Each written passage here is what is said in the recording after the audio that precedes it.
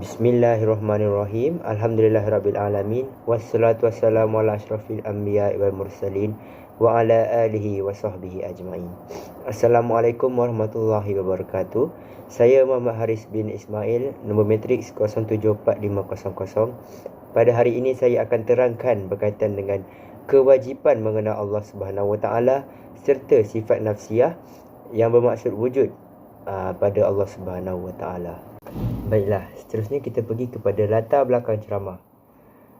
Tajuk video yang kita pernah lihat tadi ialah daripada penceramah Al-Fadil Ustaz Muhammad Amiruddin Zainal Abidin.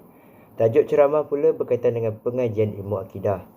Bacaan kitab daripada kitab Al-Kharidah Al-Bahiyah karangan Al-Imam Ahmad bin Muhammad Al-Dardir yang berdurasi selama 1 jam 2 minit dan 52 saat.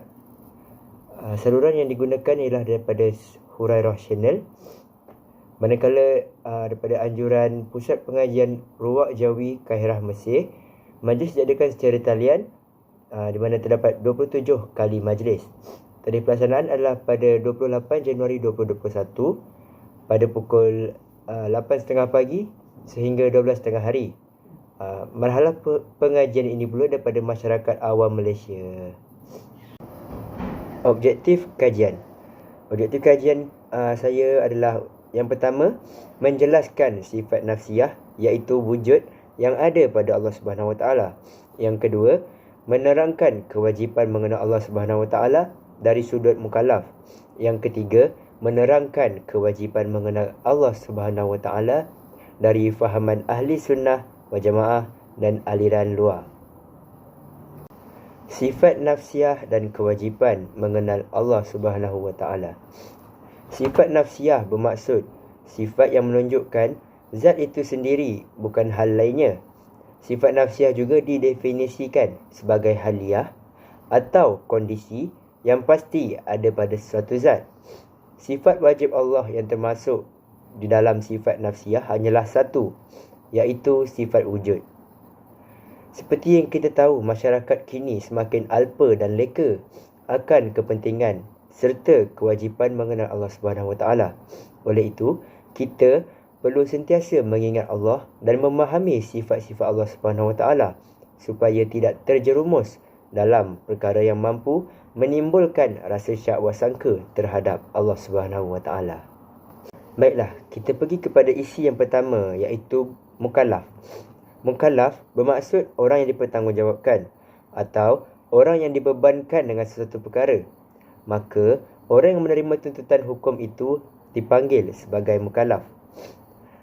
Mukallaf terbagi kepada 4 ciri. Yang pertama adalah orang yang berakal. Orang yang berakal bermaksud seseorang itu mampu berfikir dengan waras dan mampu membezakan baik dan buruk serta mampu berfikir dengan sendiri tanpa memerlukan orang lain. Yang kedua, kita pergi kepada orang yang baligh.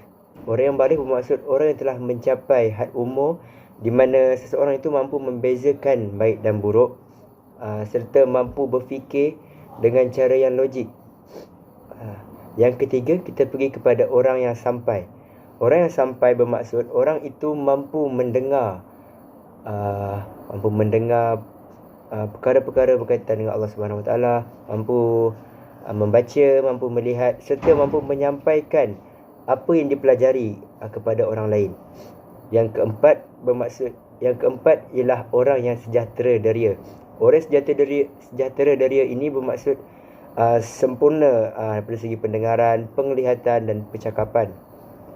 Namun begitu, terdapat setengah pendapat yang berpendapat bahawa sekiranya seseorang itu pekak ataupun buta, orang tersebut masih dikira sebagai mukallaf kerana sekiranya hilang salah satu daria itu masih boleh menggunakan daria yang lain. Sebagai contoh, orang yang buta masih lagi boleh mendengar alunan-alunan Al-Quran serta boleh mendengar ceramah-ceramah daripada ustaz-ustaz yang kita sendiri sering dengar. Baiklah, seterusnya kita pergi kepada isi yang kedua, iaitu berkaitan dengan pendapat ahli sunnah wal jamaah. Pendapat ahli sunnah wal jamaah ini terbahagi kepada dua. Yang pertama adalah Asy'ariyah, yang kedua adalah Maturidiyah. Pada pendapat Asy'ariyah ini, Asy'ariyah berpendapat bahawa semua hukum yang berkaitan dengan agama datang daripada syarak atau diutuskan oleh Rasulullah SAW, yang bermaksud bahawa kewajipan sesuatu hukum tidak diwajibkan sebelum pengutusan Rasul. Hal ini menjelaskan bahawa sebelum pengutusan Rasul, perkara ini masih tidak diwajibkan lagi. Kiranya kewajipan mengenal Allah Subhanahu Wa Taala ini tidak diwajibkan sebelum pengutusan Rasul. Kiranya selepas pengutusan Rasulullah SAW itu, barulah bermulanya kewajipan mengenal Allah Subhanahu Wa Taala. Baiklah, yang kedua kita pergi kepada pendapat Maturidiyah. Maturidiyah pula berpendapat bahawa adapun pada hukum wajib mengenal Allah Subhanahu Wa Taala, sama ada pada dasarnya, iaitu kewajipan itu datang dengan perutusan Rasul. Maturidiyah beranggapan bahawa sekiranya tidak datang Rasul sekalipun, walaupun tidak diutuskan Rasul sekalipun, akal masih mampu untuk mendapatkan kewujudan Allah sebab terdapatnya dalil dan bukti yang nyata yang jelas tentang kewujudan Allah pada alam. Isi yang ketiga, kita pergi kepada pendapat aliran luar. Pendapat aliran luar ini terdapat satu, iaitu pendapat Mu'tazilah, di mana pendapat ini luar daripada ahli sunnah wal jamaah.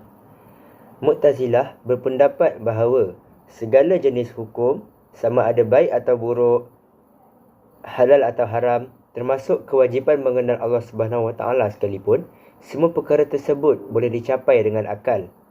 Manakala pengutusan Rasulullah SAW itu sekadar menguatkan atau menyokong dapatan akal. Okey, baiklah, kita dapat tengok yang kalau contoh Mu'tazilah ni, kita boleh buat satu contoh daripada ayat Al-Quran, iaitu summa stawa 'alal 'arsy, di mana Allah beristiwat di atas arash ataupun bertempat. Istiwat dipanggil sebagai bertempat ataupun duduk. Bertempat dibagi kepada tiga jenis, iaitu bertempat tinggal ataupun duduk, ataupun tempat kita menginap. Kita tidak boleh meletakkan Allah itu bertempat. Sebab apa? Allah itu tidak mempunyai jisim. Allah tidak mempunyai jisim. Kiranya Mu'tazilah ni berpendapat bahawa Allah itu mempunyai jisim, di mana Allah mempunyai tangan, mempunyai kaki. Fahaman ini kita tidak boleh memahami perkara ini. Kenapa? Sebab perkara ini bertentangan dengan dalil-dalil dan hadis-hadis sahih daripada Allah Subhanahu Wa Taala. Seperti yang kita lihat, Allah tidak mempunyai jisim. Kiranya Allah tidak memenuhi satu ruang. Allah tidak mempunyai jisim. Dari sini kita dapat lihat bahawa setiap pendapat mempunyai pendapat yang berbeza-beza antara satu sama lain. Sesetengah masyarakat pula tidak memahami pendapat Maturidiyah dan pendapat Mu'tazilah. Maturidiyah berpendapat bahawa pengutusan Rasulullah SAW itu, walaupun tidak diutuskan pengutusan itu, masih boleh dicapai dengan akal. Namun begitu, Mu'tazilah pula berpendapat bahawa segala jenis hukum, segala kewajipan mengenal Allah Subhanahu Wa Taala itu boleh dicapai dengan akal, dan pengutusan Rasulullah SAW itu sekadar menguatkan atau menyokong dapatan akal sahaja. Perbezaan antaranya adalah dua tu. Maturidiyah berpendapat bahawa kewajipan mengenal Allah ini boleh dicapai dengan akal, walau tanpa pengutusan Rasulullah SAW itu. Namun begitu, Mu'tazilah berpendapat segala jenis perkara, baik atau buruk, halal atau haram, jahat atau baik, masih boleh diterima dan boleh dicapai dengan akal. Ini menjelaskan bahawa Mu'tazilah ini berpendapat bahawa pengutusan Rasulullah SAW itu sekadar menyokong dapatan akal itu. Manakala Maturidiyah pula berpendapat bahawa pengutusan Rasulullah SAW itu juga perlu, tapi disebabkan adanya dalil ataupun sebab ataupun bukti yang kukuh, yang jelas, yang zahir, berkaitan dengan kewujudan Allah Subhanahu Wa Taala itu, maka Maturidiyah mengambil itu sebagai dapatan akal juga. Kesimpulannya, jelaslah bahawa kita sebagai umat Islam wajib mengenal Allah Subhanahu Wa Taala. Kita juga perlu meyakini akan sifat-sifat Allah dan menyerahkan apa sahaja yang tidak difahami ataupun tidak dapat dicapai oleh akal kepada Allah Subhanahu Wa Taala.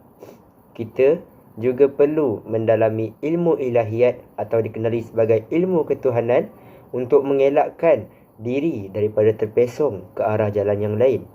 Sifat nafsiyah iaitu wujud serta sifat-sifat Allah yang lain perlu dipelajari dan difahami untuk menguatkan iman yang ada dalam diri sendiri.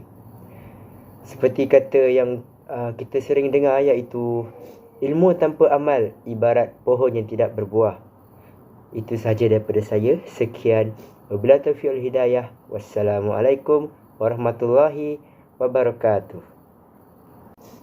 Rujukan yang diperoleh daripada slide yang saya buat ini adalah daripada Al-Tafsir wa Al-Mufassirun, iaitu pada siri pertama muka surat 372 sehingga 373. Yang kedua adalah Al-Fiqh Al-Islami Bain Al-Ams wa Al-Yawmu Mahjub Baina Al-Milad, muka surat 114.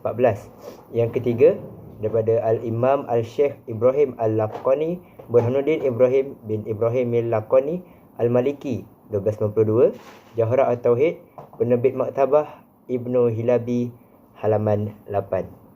Itu sahaja daripada saya. Sekian, terima kasih.